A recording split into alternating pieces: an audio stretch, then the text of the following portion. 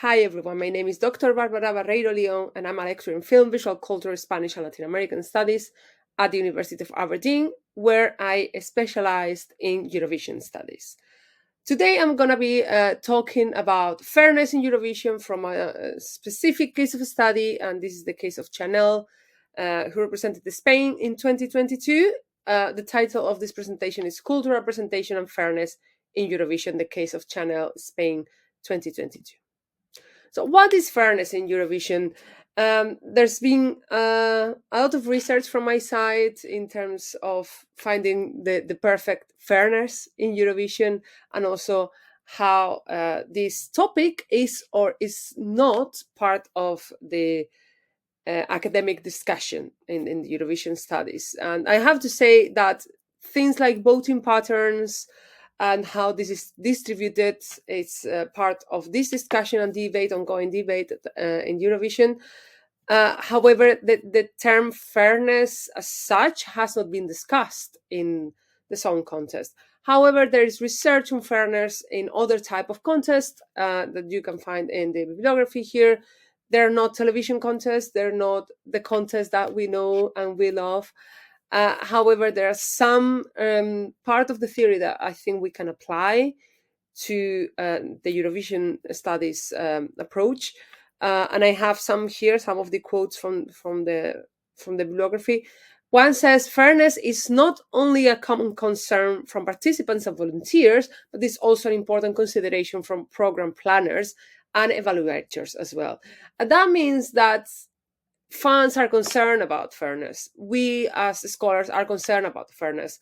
But in this case, the participants, volunteers, and also the program planners, in this case would be the EBU, is also concerned about how fair is a contest and how we can make a fairer contest in that regard.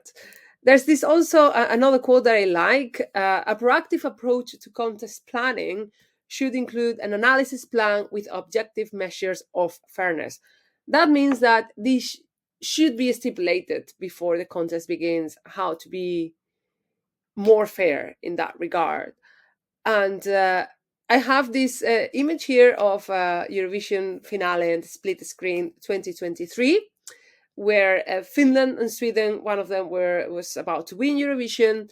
And there was a lot of discussion from fans, like, it's not fair that the public vote, even though Finland in this case won so many votes, but then Sweden got votes from the jurors, and how we are not respecting, or the EBU, or however the contest is organized, is not respecting the people's voice. And I want to focus on that, not on this specific case, but how the public votes and the public voice is a matter of concern in Eurovision and for Eurofans. I'm not going to say this is more fair and this should be done in another way, because I think the way that this is presented, it should be half and half. So I'm going to be focusing on the case of Chanel. This was actually the first Benidorm Fest that happened. This was the first year. And there was a lot of controversy, again, because of jury vote and the public opinion on the public vote. So Chanel won because of the jury vote. In the finale of the Benidorm Fest, Tanxongueiras was actually the band or group that was chosen by the public to go to Eurovision. It was a very regional music. They even sung in a language different from Spanish. It's Galician. It was folk, so included a lot of different things about Spanish identity and Spanish culture. But again, it's enclosed in a very community, very regional community, I would say, which is Galicia. So the public in Spain voted for Tanxongueiras. So that was the choice that they made. However, because of the jury vote, which was actually back then, the 60% of the final decision. So it was that decision that took Chanel to Turin to take part in the competition in Eurovision. And the public was not happy in Spain around that time. So they started to throw so many things at Chanel, at the jurors, at the organization, because 60% of the votes, or 60% of overall the amount of votes, is not fair for some jurors to take charge on that. And I want to refer back to the bibliography and say this quote out loud. Including a jury helps mitigate potential biases arising from public voting alone. So that means that we have to be fair. So we need to take into account all these different biases that the public might have, such as regional or political favoritism. It adds a layer of objectivity and expertise to the voting process. So the jury is there to be objective. However, the problem here was that 60% was a lot. And in that case, also, there was public outrage. Like, this was a big thing in Spain. Many felt that the jury system ignored Spain's cultural diversity by not sending a Galician folk band, because there was a lot of support for Tanxungueiras, who represented not just Galicia, but they represented the diversity that we have in Spain. There was a lot of accusations of unfairness, and that's why I wanted to bring this topic here. And that is because critics argued that the jury's decision reflected a bias against Spain's regional cultures as well. And then these accusations decided that Chanel was not Spanish enough to represent Spain in Eurovision. And I'm going to be talking about that in a minute. This was such a big deal in Spain that it was taken to the Spanish Congress as a discussion with and for the government to have about how this way of voting was fair or was unfair. There was a lot of online harassment as well towards the jurors. A lot of, just even before the online harassment, people decided that they needed to close their own social media accounts because they were receiving a lot of hatred. And then there was even actual harassment, like this member of the jury here had to contact the police and everything. So because this other person on screen at the bottom was harassing her and her kids.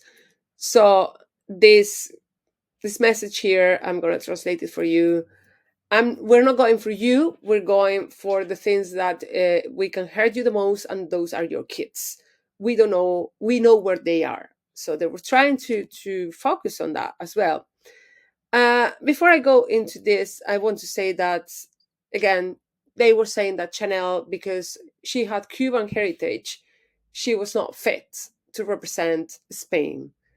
So again, this was actually something not biased, but there was a tiny bit or a lot of racism in those comments that were portrayed out there as well. Also because she performed a very, I don't know, erotic, can we say, or maybe feminine dance. She was not a feminist, and she's not representing what Spain looks like, apparently. However, during Eurovision, there was more concerns, and that was from Spain in general, not just those who supported Chanel or not, but those who supported Tanxungueiras. There was problems because Chanel came to finish third, which is actually the best result in Spain since 1969. With an epic performance and choreography that I think we all remember. However, it was Ukraine who won that year in Turin. However, Spanish viewers and Spanish fans believe that there was a bias vote by the public that gave the victory to Ukraine because of the geopolitical factors, and it was not about artistic merits and so on. However, again, what's the problem here? They were not taking into consideration the public's votes in Barreiro first, but now that Eurovision is taking the votes of the public into consideration, it's not fair. and just because whoever you want to win, they're not winning. And going back to the bibliography, there's this quote that says, "It is not trivial to measure individual effort in the field, since researchers can only observe the performance of contestant, which is a function of effort, availability, and luck." That means that a lot of factors come into winning something. And it's about merit, it's about luck as well, it's about what's happening in the world. And then I have to mention this screenshot that you see from a Spanish newspaper that says that Ukraine was going to win from the get-go. No one cared about the song, and it was because they were at war. They still are, unfortunately. And they said that they could present any song, they would have won anyway. That was not fair. That's basically what this newspaper says. But again, a lot of factors come into place. What happened to Chanel after Eurovision? Well, was she treated fair by the broadcaster and by the public? So after Eurovision, Chanel again faced controversy over her lack of appearances on Spanish broadcaster. Taking into consideration again that she came third, she could have been more out there, and she was in social media commenting on how she was not invited to things. For instance, we have this screenshot here where they played her single Clavadito in Benidorm Fest 2024. However, she was not invited to perform. Just the other performer was. So she was not really happy about that, as you can imagine. There was a speculation about internal disagreements. Of course, again, this is speculation.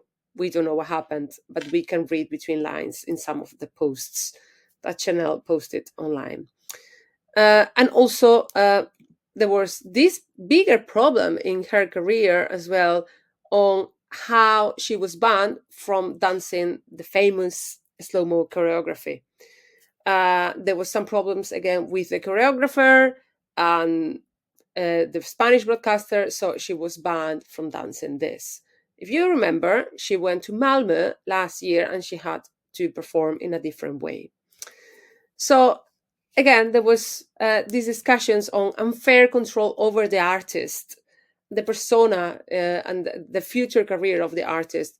And many saw this ban as unjust, as unfair, considering that the choreography was a key factor in her Eurovision success. So this is a bigger problem, and it's, again, we're focusing on just one person, just one case, but arises ideas of how can we be more fair? How can we address these questions? And who decides what's fair and what's not when we have both the jury and the public? And I'm leaving here for you some bibliography if you're interested in looking at other data from other programs, contests, shows, and then some of the sources in the PowerPoint. Thank you for listening.